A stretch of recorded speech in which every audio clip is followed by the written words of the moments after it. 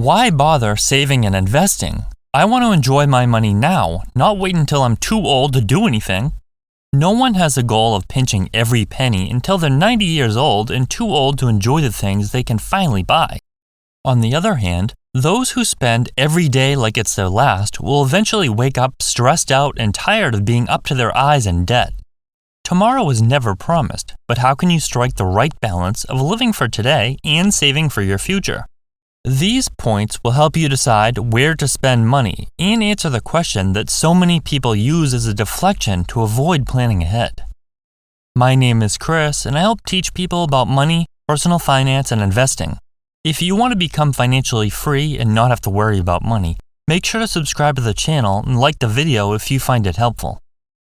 First, you must address any financial goals you'd like to achieve. What are you hoping to accomplish in your lifetime? Are you looking to build a portfolio worth tens of millions of dollars, or are you just seeking a stable retirement with enough to enjoy lunch out and not worry about paying bills? Do you want to retire early and travel the world, or are you just as happy taking a walk in the park, reading a good book, and spending time at home? Not everyone cares about retiring early, just as not everyone cares about living a life of luxury. Deciding what you're looking to accomplish will give you further insight as to how frugal you should be. What's really important to you? What do you value most that you don't mind spending money on?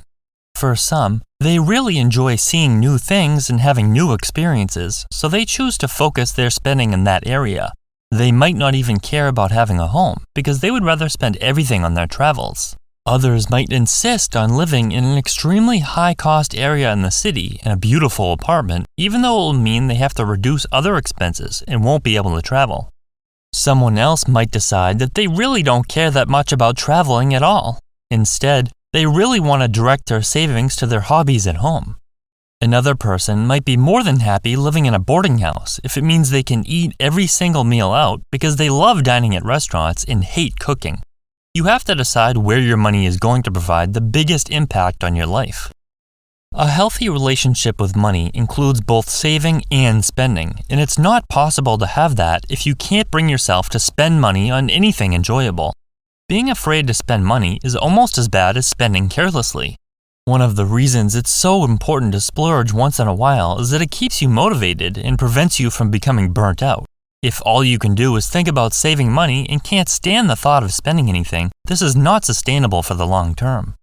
Unless you're a miser, it's impossible to keep this up for many years, and even if you could, what a miserable existence it would be. The point of having money is to be able to enjoy it, right? You just need to strike the right balance. No one knows how long they're going to live. Nothing is ever guaranteed, and you could get hit by a car and that would be it. You'll be gone with a bunch of money in the bank. No one's denying the fact that tomorrow isn't promised, so it sure would be a shame if you were never able to enjoy anything because all you could think about is the future. Having said that, what most people consider enjoying money would be better classified as wasteful spending. The people who are going around saying that they want to enjoy their money today are not spending money on things that are providing value to them. More than likely, they're buying junk that they won't even remember they bought in a few days. Mindless online spending sprees, clothes that will never be worn, cigarettes, gambling, and gadgets don't really play into the mantra of living for today. To make matters worse, these items are often purchased on credit, so unless they're paying the bill in full every month, which most people don't do, they're paying huge amounts of interest. Now that's enjoying your money. If anything, these wasteful purchases make your life worse when you're broke, tired, and stressed a few days later. Are buying things that you don't even care about just so you can recklessly spend really equating to enjoying your money? By determining what's important to you, you'll understand where to spend money to get the best bang for your buck, and you'll learn to avoid wasteful spending. If you fail to do this, you're going to make many purchases that you thought would make you happy, only to realize that feeling was extremely short-lasting. The truth is that you can both save for your future and enjoy your money now. The great part about thinking ahead to your future is that making small moves now can make a huge difference over time. Depending on your goals, you really only need to put away a small percentage of your income for the future. Just putting 10% of your income away into investments could be enough to provide for your retirement, and the rest can be spent on whatever you want. Even someone with an average income can become a millionaire over their career by investing 10% of their pay. That seems like a small sacrifice to have a large sum of money down the road. Most people know that a small amount of money invested now means much more money in the future due to compound interest. When you're invested for a long time, almost all of the money you will have will be from interest, and only a fraction is what you personally put away. Let's say you invest $5,000 per year for 30 years into the S&P 500, earning a 10% average annual return.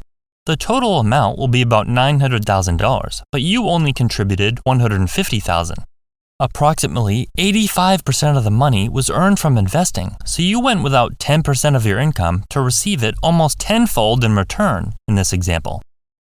A common misconception is that saving money is strictly for improving your life in 20, 30, or 40 years. This is simply not the case at all. Having money set aside can improve your life pretty much immediately. You're not worried about paying your bills, and you have a buffer in the event of an unfortunate situation. This is huge, and it will put your mind at ease. You have the freedom to take some time off from work, you have the freedom to quit your job and start a business, and you have the option to look for a new job. You can move to a new area. You can go on vacation if you want to. Having options and the ability to make these choices is a big deal, even if you don't take advantage of all of these opportunities. The best way to strike the right balance of living for today and investing for your future is by freeing up some room in your budget by being smart with your spending. It's not necessary to give up everything that you enjoy. Sometimes it doesn't mean giving up anything you enjoy. Instead, you just need to cut back on things that you don't even care about. Cut back on wasteful spending on things you don't even need and will forget about immediately after. Find ways to reduce your bills by shopping them around. Figure out how to maximize your time spent working so you can accomplish more and earn more money per hour. These are all huge benefits to you. Let's say you live a long time, but you never saved any money. Now what? You can't work anymore. How are you going to pay your bills? How comfortable is that situation going to be? Being smart now means financial security when you're older, when you're no longer able to work. You can enjoy your money now while keeping a portion for your future. Putting away a small percentage of your income means very little sacrifice, but it will be returned to you multiplied. Besides, you'll come to learn what's important to you, when to spend money, and when to hang on to it. You might be gone before you can spend every last penny, or die with $1 million in the bank. But what's the alternative?